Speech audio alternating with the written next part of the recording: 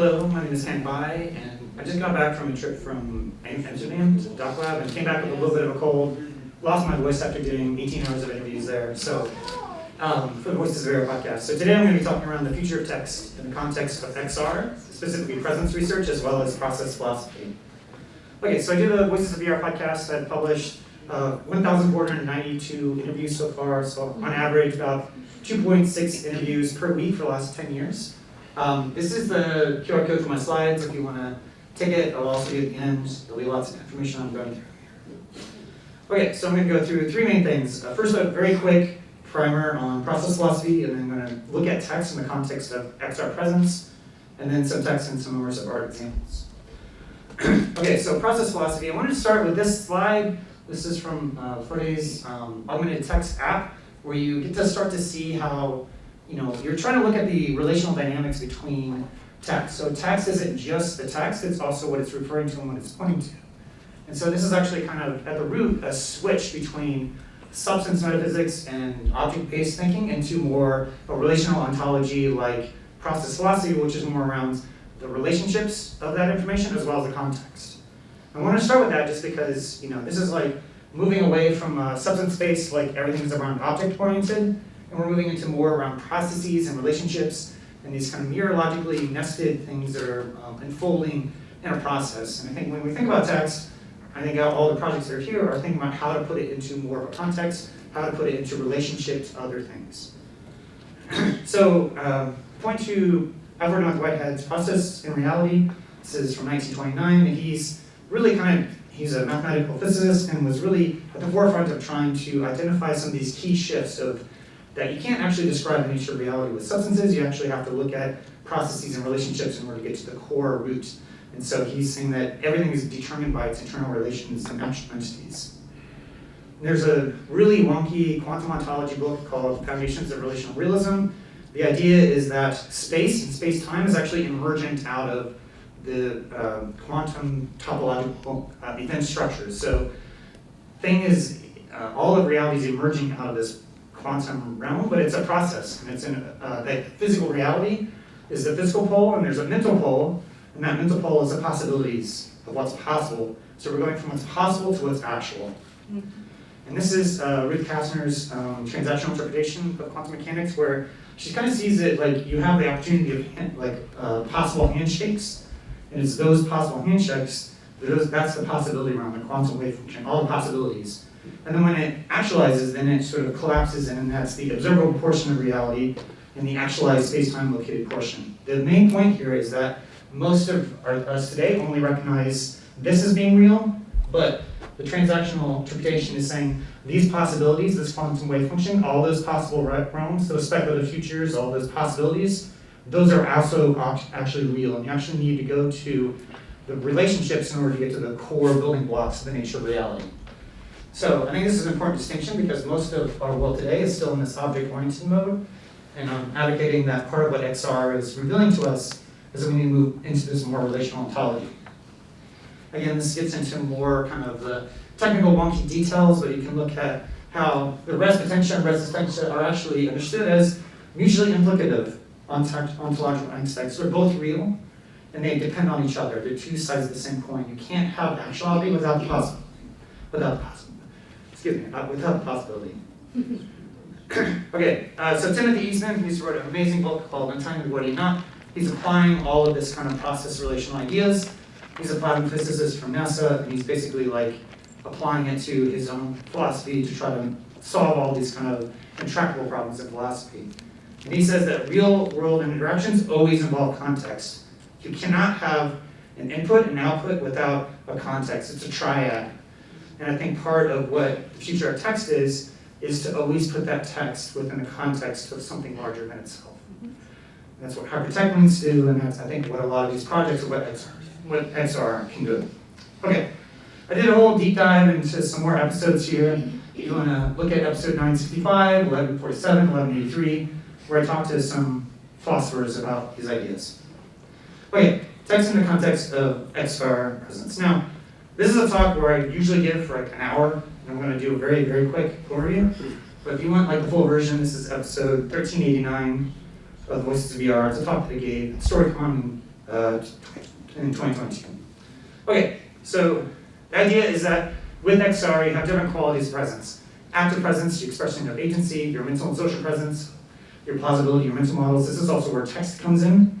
Text is mostly in this kind of activating your mental thoughts, ideas. There's emotional presence and then embodied environmental presence. So if you look at existing communication media, you have video games where you're kind of expressing your agency, taking action, locomoting around. And then the mental and social presence, you have books and literature, you have the social media, the social web. This is also any ways that we use abstractions of language. We use language to communicate with other people. So there's a social dimension, so it's both mental and social. So you're taking things from like the social web, but also like the text itself that's integrated either in voiceover or actual explicit reading text. And then in films, it's the kind of the modulation of consonant sentence cycles to bring out emotional reaction. And then the thing that's new with XR is this kind of sensory experience, spatial context, with both like theater, architecture, dance, but also modulating a multi-sensory experience. So text is always going to be in the context of these other affordances of XR. So another way of thinking that, like Jung is talking about intuition, thinking, feeling, and sensing. It's taking action, making choices, emotional immersion, sensory experience. It's also the elements of fire, air, water, and earth, kind of the basis of a lot of these kind of ideas. So the text is all about air element. And then these are all kind of like keywords that as I start to think about what are the affordances. And so for the mental and social presence, it's all around thoughts and language and choices, expectation and novelty, mental models, the plausibility, coherence, attention, suspension of disbelief, puzzles, mental friction, rules, social presence, virtual beings. But all these other things in terms of like all this new stuff here in terms of your body, your embodiment, putting things in a spatial context that can allow you to draw these relational dynamics, haptics, and presence. And then I think also active presence in terms of how you're actually engaging with text and taking action and then it being responsive to your actions that you're taking. So again, active presence, mental, social presence, emotional presence, embodied environmental presence. All these things are all happening all at the same time.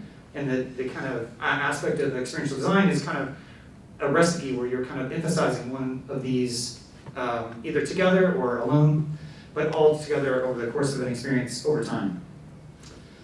Another thing that I like to point to that I think helps kind of elucidate this a little bit is the quadrivium, which is the idea that there's math, music, geometry, and astronomy. So you look at numbers abstractly is mathematics. Numbers in space is geometry, so how are these things in space?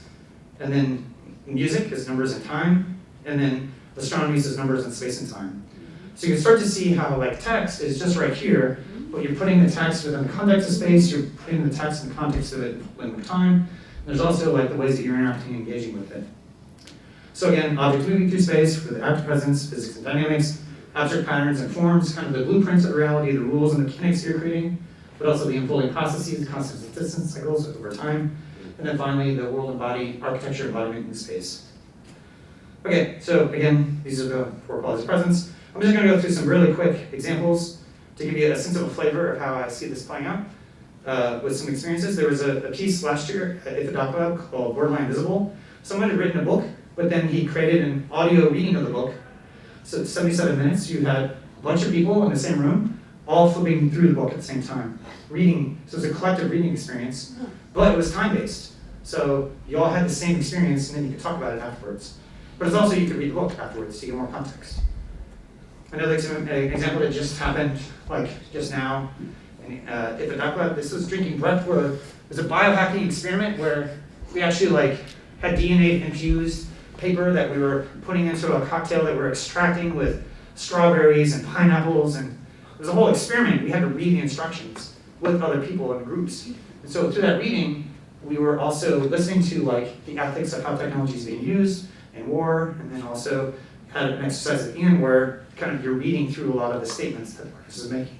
So it's like a collective reading experience, but also very interactive, participatory, kind of like a speakeasy mixed with like this immersive project around Brecht and political action. Okay, and a couple more examples of immersive analytics. This is an interview I did back in 2016 at an immersive analytics conference where Christopher North was talking around embodied cognition, a lot of how like these intelligence community are putting information and context to each other in order to do sense making and intelligence analysis, but also how embodied cognition is that we don't just think with our minds, we think with our bodies. So part of XR is that we're putting our bodies into these spaces, putting context of this information in these spaces, and be able to walk around and to make sense of it. And so all the different, I haven't seen in the projects yet. I would have preferred in some ways to do this at the end of the day to say a little bit more, but I kind of expect that a part of what the magic of XR is that you're using your body, and you're able to put this information in space. And then 2 other examples is today, we had Fabian talking about putting these object files in space, interact with them, starting to read them. And then the future of reading demo, again, having these kind of contextual information on your hands, but also laying out this information in space. So again, these are the slides if you want to take a look, and I'm happy to answer questions.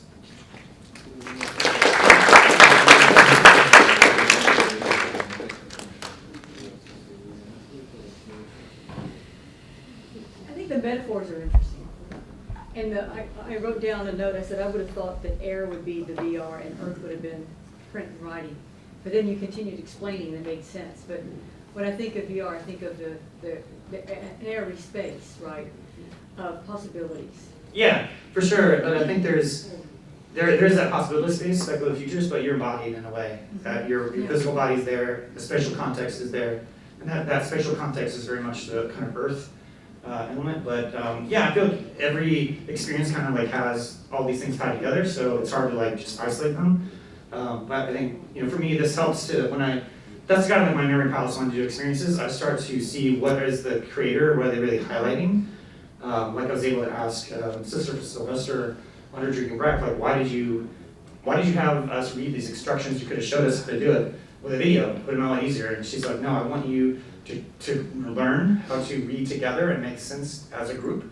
But also, it's so that she had us read something at the end that it wouldn't have had the same impact had we just watched a video for how to do this kind of science experiment. Yeah, well, my follow-up question would be that you laid everything out in 4s, and there's a reason for it, right? You're using that lens. Could we also do this in 3s?